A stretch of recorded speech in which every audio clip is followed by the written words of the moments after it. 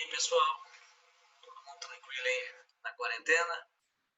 É, vamos superar esse momento difícil, né? Momento estranho, né? Nunca tínhamos passado por isso, mas é assim mesmo. Tá? A humanidade é valente, ela vai superar isso aí. Tá? Pessoal, eu vou dar essa videoaula, não vai ser uma aula muito longa, tá? Eu vou trabalhar o processo da independência do Brasil. Tá? Vocês já vêm fazendo atividades sobre o período joanino da história colonial brasileira, né? Nós vimos em aula uma parte do período joanino, né? Então, eu vou retomar esse período joanino, principalmente a partir de 1820, quando as cortes portuguesas promovem uma revolução de natureza política lá em Portugal, né? E decidem uma série de coisas sobre o Brasil na condição do Brasil como Reino Unido, né? E o Brasil também com portos abertos. Bom, sendo assim, eu só quero deixar bem claro, pessoal, que essa aula, eu espero que vocês assistam, né? Eu vou colocar lá um indicativo para vocês assistirem. As perguntas do roteiro da semana, de tarefa, vai ser em relação a esse assunto, né? E o livro didático também vai servir para vocês, né? O texto básico do capítulo sobre o período joanino e a independência do Brasil. Ok? Bom, vamos então. Como eu estava dizendo para vocês, né?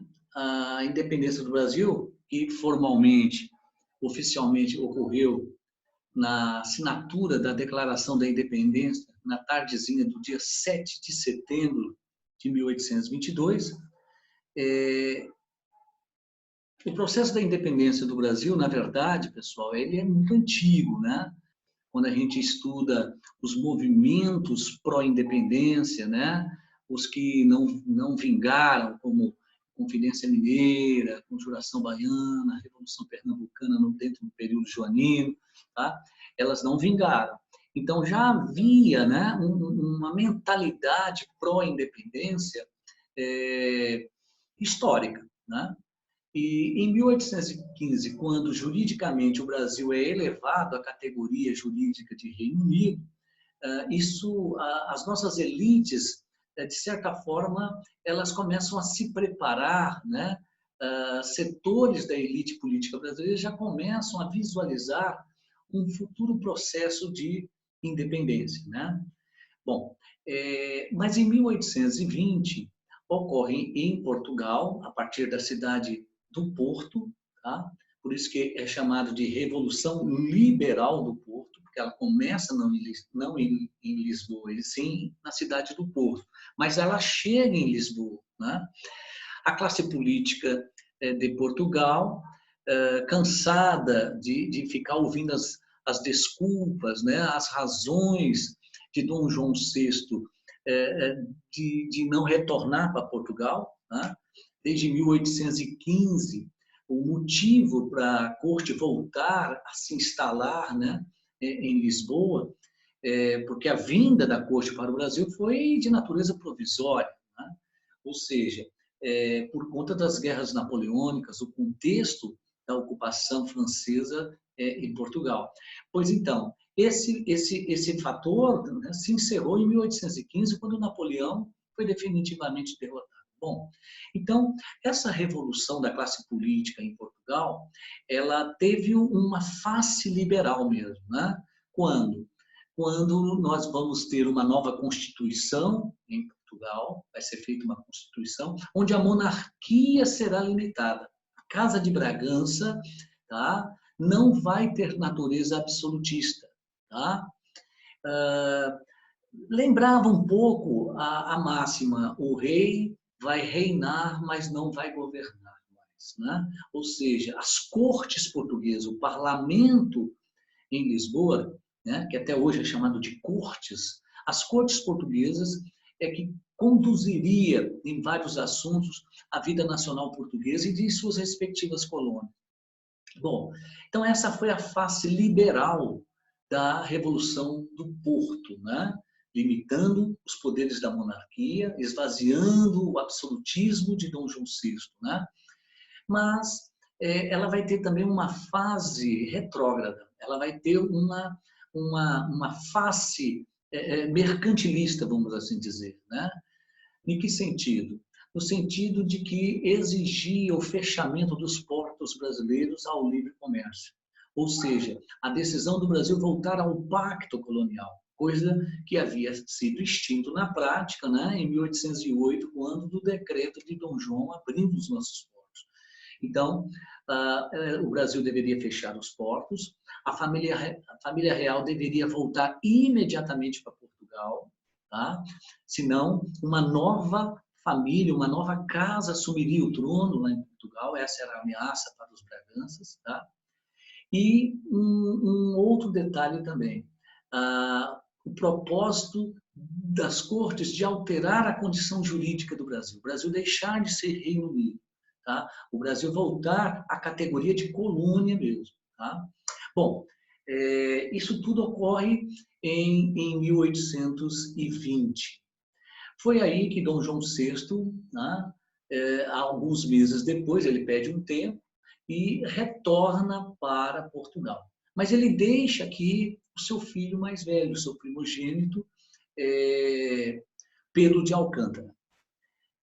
Dom Pedro, então, não, até então Pedro de Alcântara, né? Dom Pedro vai ser quando ele for coroado. O que acontece? Dom Pedro, então, aqui, ele começa a se aproximar dos grupos políticos que começavam a se formar com a decisão das cortes portuguesas. Tá? Diante a exigência de fechar os portos do Brasil, nós vamos ter o surgimento de partidos políticos aqui. Né? Não entenda partidos políticos nesse momento como os partidos políticos hoje, que têm regimento interno, tem projetos, não. Aqui são grupos políticos, né? Nós vamos ter o Partido Português, que praticamente era constituído, né, por ricos comerciantes das áreas portuárias do Brasil, um setor da administração portuguesa aqui, né, vamos assim dizer, uma corte burocrática, né, que estava instalado no aparelho de Estado aqui.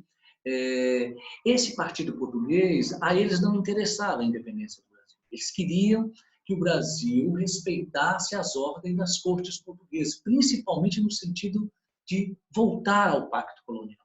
Por quê? Porque o partido português, formado praticamente por comerciantes, eles querem a volta do exclusivismo, né? Ou seja, de ter que comprar só deles, né? Eles serem os intermediários entre Portugal e o consumidor brasileiro. Então, o partido português não defendia a independência, tá? Defendia o respeito às cortes. O partido brasileiro, que é o partido composto pela nossa aristocracia rural, tá? Os grandes proprietários de terras, de escravarias, são os exportadores. A esses não interessava o Brasil voltar ao pacto colonial, tá? Eles foram muito beneficiados com o livre comércio a partir de 1808, tá? Então, o Partido Brasileiro é o partido mais bem organizado nesse momento, tá? E ele vai se aproximando da figura de Pedro de Alcântara, o príncipe regente, tá? E nós temos um outro grupo mais ligados a setores médios urbanos, né? Que eram os liberais radicais, tá?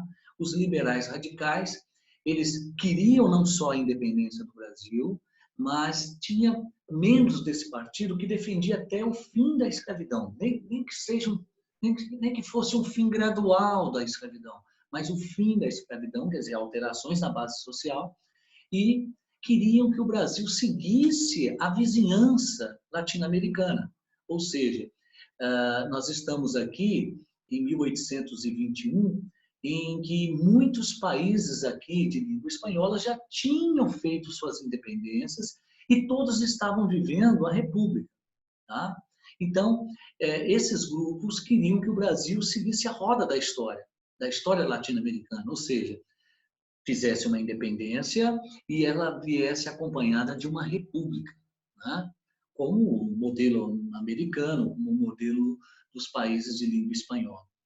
Bom, esse é o quadro político partidário. Diante desse quadro, como é que fica a posição de Dom Pedro? Né? Bom, Dom Pedro tinha duas opções, né? Ou retornar para Portugal, e qual seria o futuro dele? Esperar a sucessão, né? Esperar Dom João VI, o seu pai, falecer, e ele assumiria o trono, mas vazio de poder, né? Lembra que a Revolução Liberal do Porto esvaziou o poder da monarquia, né?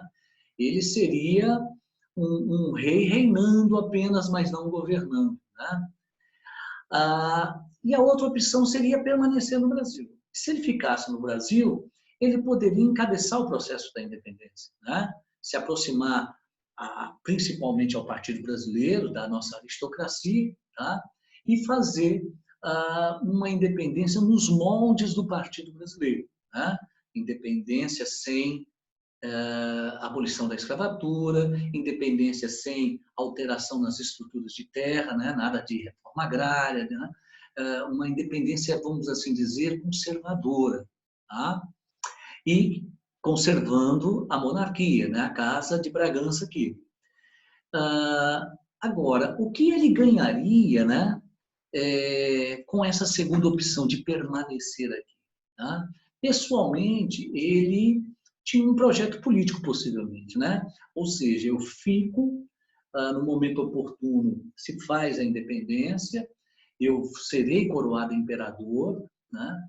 E a gente vai ver, na Constituição, que vai vir logo em seguida, de 1824, que o projeto pessoal de Dom Pedro era uma modalidade de absolutismo, ou seja, ele não só queria a preservação da Casa de Bragança, não só a monarquia, mas ele queria a plenitude de poderes, né? Vocês vão ver numa futura aula que, além dele chefiar a igreja através do padroado, além dele estar acima dos demais poderes através do poder moderador, né?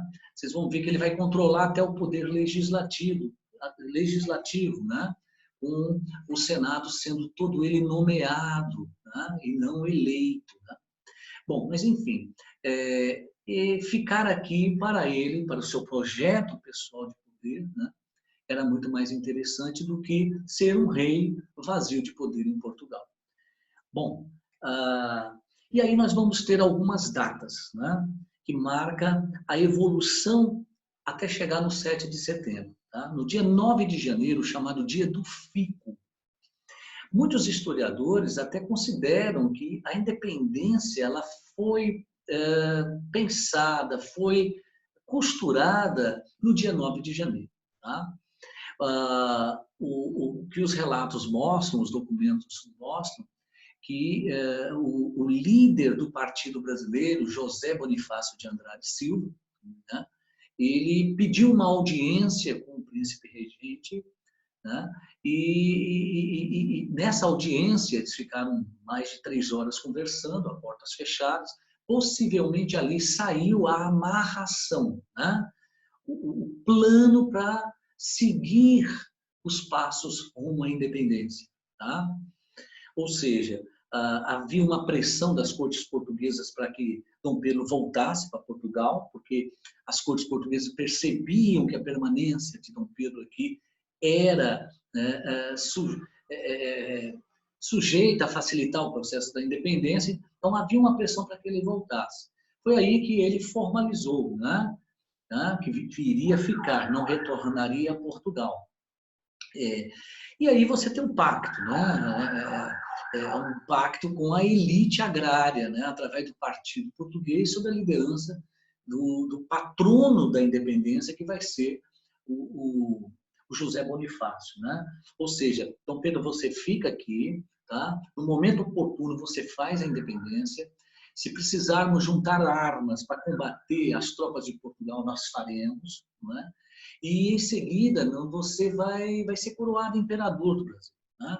Então esse foi o pacto, né, que gerou o processo da independência. Tá? Bom, em seguida, nós vamos ter o 6 de maio. Tá? Dia 6 de maio foi quando Dom Pedro baixou o Cumpra-se, ou seja, nenhuma decisão que viesse de Lisboa, que viesse de Portugal, poderia ser cumprida nas províncias brasileiras, né, sem o aval de Dom Pedro. Ou seja, tinha que passar pelo Rio de Janeiro, pelas mãos de Dom Pedro, qualquer decisão de Portugal. Os governadores de províncias não poderiam tomar decisões, tá, sem a chancela de Dom Pedro. Tá?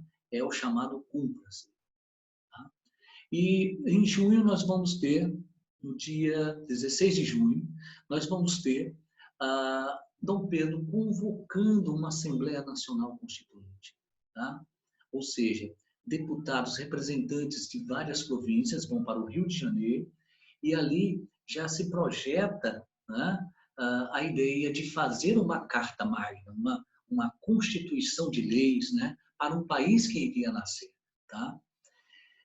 Em agosto, no final de agosto, nós vamos ter o chamado Manifesto de Agosto, quando Dom Pedro manda mensagens a alguns países europeus, né, mostrando a incompatibilidade do seu governo, né, com o governo de Lisboa, a intolerância do governo de Lisboa. Né, e expunha aí os motivos, né, dessa desincompatibilidade. Tá? Ele sinaliza com um governo de monarquia, né, já está preparando o palco para o 7 de setembro. Tá? O 7 de setembro, Dom Pedro voltando com sua comitiva de Santos, né? Ele foi visitar a Marquesa de Santos, eles tinham um relacionamento, e ele voltando às margens do Riacho Ipiranga, chega o comunicado de que Portugal insistia na volta, né? Ou se ele não voltasse, Portugal ia enviar tropas. E aí veio a decisão de que, chegando no Rio de Janeiro, ele iria oficializar a declaração da independência do Brasil. Bom, fazendo uma leitura rápida, né, panorâmica, qual a natureza do nosso processo de independência? Né? Bom, primeiro, o que nós não tivemos na independência do Brasil. Tá? Foi um ato individual, heróico, de uma só pessoa, só de Dom Pedro? Não. Tá? A gente sabe que foi o resultado de um arranjo político, desde o dia 9 de janeiro, dia do Fico, né? Até o dia 7 de setembro. Tá? Houve uma aproximação de Dom Pedro com o Partido Brasileiro, com a nossa classe aristocrática rural exportadora. Tá? Então, foi um arranjo de natureza reformista. Tá? Dom Pedro não se aproximou dos liberais radicais, aquele grupo que queria república, que queria fim da escravidão. Não, ele se aproximou das elites. Não foi uma revolução, porque não houve o componente popular, né?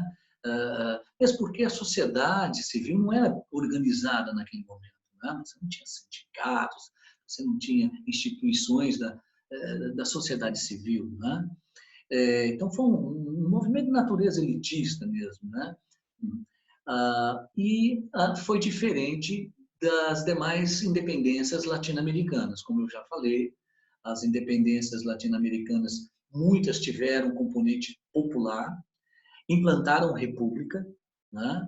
E o Brasil não. O Brasil foi o único país, né, monarquia, né, que constituiu-se em império. Tá? Quer dizer, o Brasil foi uma ilha de império em meio a um mar de repúblicas latino-americanas, né? Também com os Estados Unidos sendo uma república. Bom, em seguida nós vamos ter, depois eu posso até aprofundar um pouco com vocês, as chamadas guerras de independência. Houve algumas resistências, algumas regiões do Brasil, tá? Resistiram, acharam melhor ficar cumprindo as ordens de Portugal e não de Dom Pedro. Tá? E nós vamos ter a chegada de tropas de Portugal aqui. Tá? É o caso do Maranhão, é o caso das lutas em Pernambuco, na Bahia, na Cisplatina, que hoje é o Uruguai, era um território ocupado desde a época de Dom João VI, né? Mas, com a ajuda financeira e militar da Inglaterra, tá? O Brasil contratou mercenários militares ingleses para lutar nesse processo. O Dom Pedro conseguiu fazer, tá? O combate ao movimento anti-independência, anti-emancipacionista, e conseguiu, então, a unidade nacional. Esse foi um grande mérito de Dom Pedro, né? O Brasil não vai se fragmentar em vários países de língua portuguesa, né? Como foi a nossa vizinha América Espanhola, tá? Esse foi um grande êxito do nosso processo, mesmo que elitista, excludente, de independência. O Brasil, né, saiu coeso, tá? Inteiro. Bom, e aí em seguida vem o reconhecimento externo, porque um país não basta ele só declarar independente, ele tem que ser reconhecido pela comunidade de nações, tá? Pela comunidade internacional, de que é uma nação livre, mesmo que para estabelecer comércio. Bom, nós vamos ter o reconhecimento por parte dos Estados Unidos em 1824, com a chamada Doutrina Monroe. O presidente dos Estados Unidos era o James Monroe.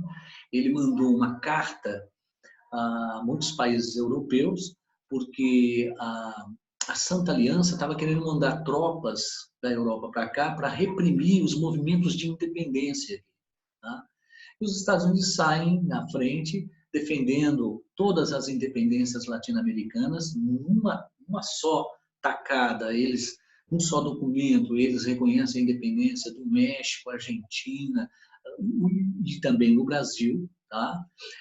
Dizendo que, já que nós, americanos, tá, não nos intrometemos em assuntos internos da Europa, não aceitamos também que europeus intrometam em assuntos internos da nossa América, porque a América é para os americanos. Terminava assim o documento da doutrina Monroe.